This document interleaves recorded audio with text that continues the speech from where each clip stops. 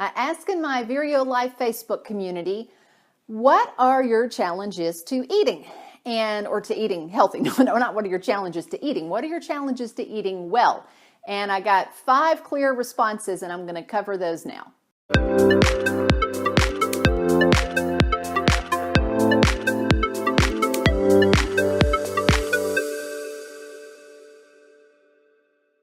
Welcome, this is Sheri with ViREO Life, author of Go Forward 28 Days to Eat, Move, and Enjoy Life God's Way.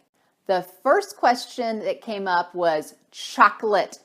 Chocolate is their downfall when it comes to eating healthy. And I said, well, what do you mean? I messaged them back in the Facebook and said, so what do you mean? Because chocolate's okay. And she said, well, it's not chocolate. It's eating chocolate and not being able to stop eating chocolate. Okay, now we have something to work with. So let me give you 5 tips. Number 1 is asking yourself, are you eating it because you're really hungry? You know, if it's 2 o'clock in the afternoon and chocolate's what's in your desk drawer and you're truly hungry, you know, you had early lunch at 11 and it was just a salad, and so now you're like, got to munch on something. Well, sometimes you're munching on what's there, and chocolate has the sugar, so it's making you, you know, if you're eating it on an empty stomach, crave more. So that's first question. Second is, are you eating it because fear of deprivation? Sometimes if you feel like XYZ is bad, then you're going to, when you allow yourself finally to eat it, keep eating it because you never know when you're going to let yourself have it again. So are you really hungry? And are you eating from fear of deprivation? And then third tip is set a time limit, or not a time limit, a time commitment that you're going to pause before having it. So let's say that you have that first little square of chocolate and it's so good. Pause. Before you go for that second piece or the third piece, set a time for yourself. How long do you feel like, you know, I'm strong enough, I can deal with the discomfort for 5 minutes or for 10 minutes? Fourth is use the 50% solution. This is a tip that I learned in a book a long time ago about if I'm having something and I want a large amount of it for whatever reason, allow myself to have half, then pause. That pause is so important. Here it comes again. You know, have a pause and then say, if I'm not really satisfied, have 50% again. Pause again. Okay, am I satisfied? 50% again. And all the way down until maybe you do eat the entire piece of chocolate cake or the whole chocolate brownie or whatever it is, but it's done a little bit more mindfully. And then the last tip is the 3-bite rule. Most things begin to lose the intensity of their flavor after 3 bites. So have the chocolate, have 3 bites, but each time notice the intensity of the flavor. And do this as an experiment sometime. I've done this myself where I take, and I did it with chocolate, in fact, after reading this, and I think it was 8 bites. And I really noticed that, boy, those first couple of bites, the intense flavor was amazing. But by the 7th or 8th bite, because I was comparing 2 different brands, it was really not as intense, not as pleasurable. And the whole reason you're eating it is pleasure, right? So give yourself the ability to enjoy those and savor those first 3 bites and then stop, knowing that next time you want it, you can come back and have it again and have 3 bites then to get the most pleasure that you can. One of the barriers to eating healthy that came up that someone posted on the Facebook thread was inventory. All those diet rules and healthy eating rules that we set up in our minds. And there is some science behind some of them, so we don't want to throw them out completely.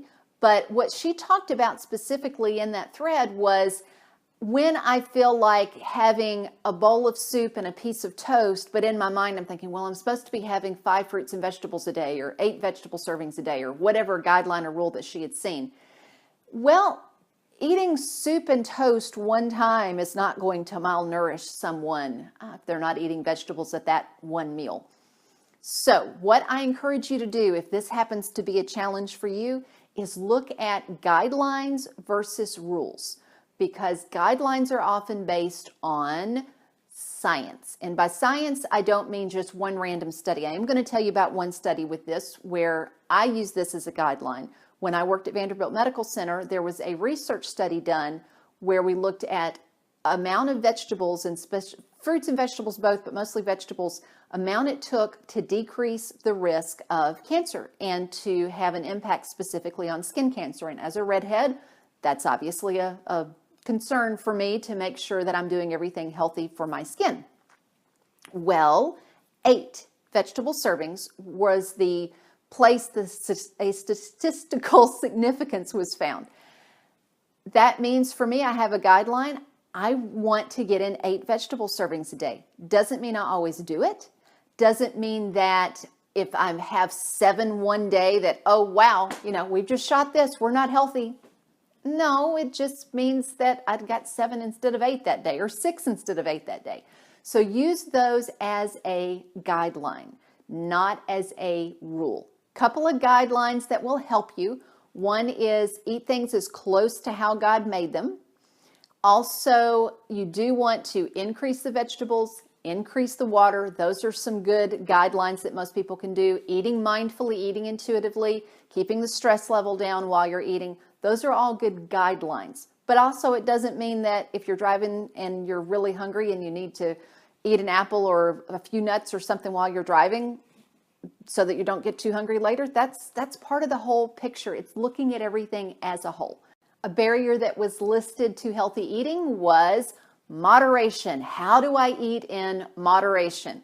This is a tricky one because we have to look at it not through the lens of a rule that I talked about in one of the other barriers, but as a intuitive eating lens, because moderation can mean something different to everyone in every situation. I might look at someone and judge. You might look at yourself and judge. Oh, well, I had only had 3 bites of my 3 favorite desserts. That was moderation. And from the outside view, that would look like moderation. But what if you were already full? What if you had already been having a lot of other sweets earlier on that day? It wouldn't feel like moderation on your stomach getting that much sugar into you. But on the other hand, what if that was 3 bites of your 3 favorite desserts and you were still a little bit hungry and you needed some extra carb in that meal? Now suddenly it is moderation. There's no set rule on moderation, so you really do have to tune into your body as to how something makes you feel short term, how something makes you feel long term, and listen to those cues versus what is mentally you look at and go, this is moderation. Mindless stress eating. This one is a big one that I deal with clients on a regular basis, and it was listed as one of the 5 barriers that people wanted to talk about when I asked in the Facebook thread, what are your barriers, what are your challenges with healthy eating? Mindless stress eating. Let's talk about that. I'll give you 5 quick tips. This is something I deal with regularly with clients, so obviously there's a lot of depth we could go into, but here's 5 quick ones. One is make a quality decision that by X date, you're done with mindless stress eating. Make sure that date's not too close. Make sure that it's at least a couple of 3 weeks away, because we're going to put some things in place to help you with that. So the first is make a decision. Make a decision, you're done with it. Because then once you make that decision, you have to rely on something else for stress. And the way to do that is make a list. What are all the different things that can help you short-term, long-term, that take 2 minutes, that take 20 minutes, that help you with stress? Just brain dump everything you can that can help you with stress. Then make the list pretty if you want to, or put it on scratch paper, but have it visual. Put it on the fridge, put it on the pantry so that you begin to see that list. Then when you see that list, your next step is to pause. If you are going to grab food because you're stressed, and actually this can happen at work too, so you may want to put it on the outside of the drawer of your desk where you have your stash of food. Yeah, put this list there too. When you see that list, tell yourself, you know what? I'm either going to deal with this uncomfortable feeling, because you are strong enough to deal with this uncomfortable feeling. You're going to deal with the uncomfortable feeling for X minutes before you go have something to eat, or you're going to do something on this list. File your nails, go do a craft, go punch a punching bag, run in place for 2 minutes in the copy room, whatever it is. And then if you still want something to eat, you can have it. We're stepping ourselves over a few weeks to where you're no longer mindlessly stress eating. Ask yourself why, and ask yourself what you really need. Again, initially, you may still go eat that food, but the goal is to not eventually, and that means you've got to get in touch internally of, what am I feeling? Why am I feeling this? What is it I need? And begin to meet that need in another way so that food is not the only thing that you go to when you feel stressed.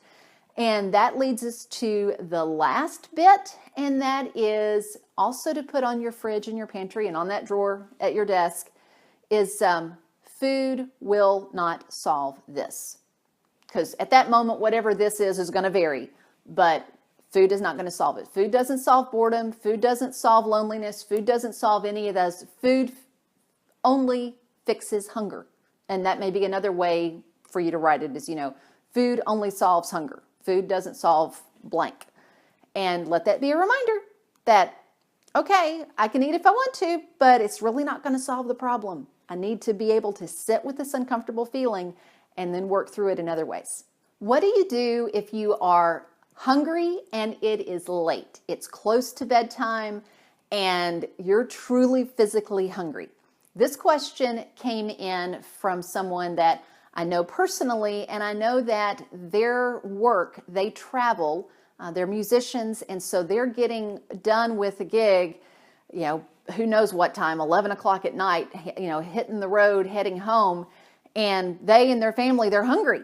So, it's time to eat, but they also know in a couple hours they may be either getting a hotel room or crashing, getting home and going to bed.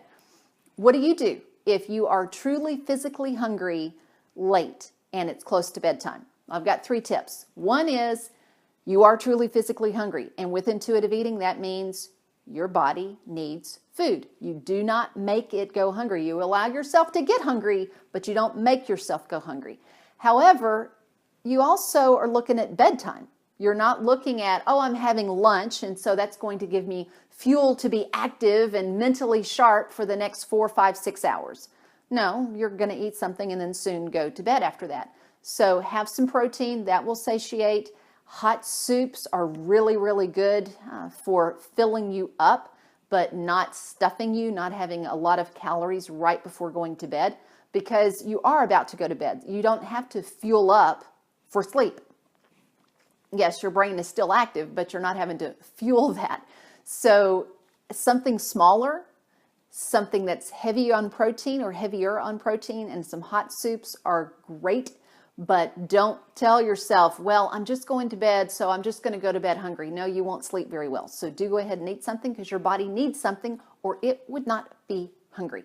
Thank you so much for watching these 5 issues that people had written in that they have dealt with and are dealing with. Let me know what your thoughts are on these and how it helps you.